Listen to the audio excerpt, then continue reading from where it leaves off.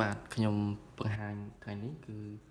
ពាក់ព័ន្ធនឹងវេយ្យាករណ៍តទៅនឹងការបង្កើតពាក្យបន្តិចហើយនេះជាការចាប់អារម្មណ៍តាំងពីសម័យខ្មែរបុរាណរហូតមកដល់សម័យខ្មែរទំនើបនេះគឺមានការបង្កើតពាក្យដោយរបៀបនេះហើយបើរាប់ទៅបើយើងយកឆ្នាំ611ឬក៏612ជាគោលនៃការកត់ត្រាភាសាខ្មែរបុរាណយើងឃើញថាជាង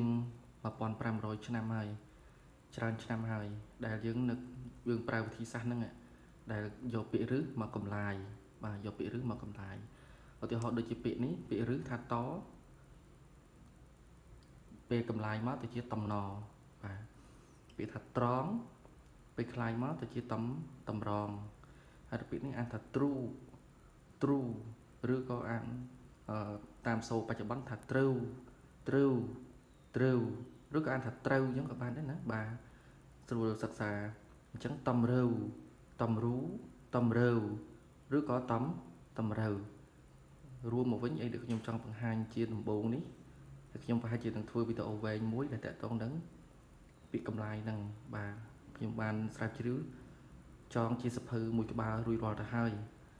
គ្រាន់តែនៅមានការផ្ទៀងផ្ទាត់បន្ថែមទៀតដោយផ្អែកទៅលើវចនានុក្រមខ្មែរបុរាណនិងរកសិលាចារឹកមកផ្ទៀងឲ្យបានច្បាស់លាស់ដល់ពេលដែលខ្ញុំធ្វើចប់ខ្ញុំនឹងបង្ហាញថាសភៅហ្នឹងមិនហើយខ្ញុំនឹងយកមកបង្ហាញជូនដល់អ្នកសិក្សាគ្រប់រូបដោយឥតលាក់លៀមទេជាប្រយោជន៍របស់សាធារណជនគ្រប់គ្នាខ្ញុំគ្រាន់តែជាអ្នកទៅអានយកឯកសារចាស់មកមើលហើយនឹងបង្ហាញមកវិញបាទអញ្ចឹងសង្ឃឹមថាអាចយល់បាននឹងពាក្យកម្លាយនេះអាយុកាលយូរជាងគេហើយសង្កេតឃើញហើយក្រោយមកបើខ្ញុំមានការសង្កេតឃើញយ៉ាងណាទៀតហើយផ្អែកទៅលើឯកសារបរទេសដែលគេសិក្សាមកលើវេយ្យាករណ៍ខ្មែរឃើញយ៉ាងណាទៀតខ្ញុំនឹងយកមកបង្ហាញតាមនឹងទៅទៀតបាទ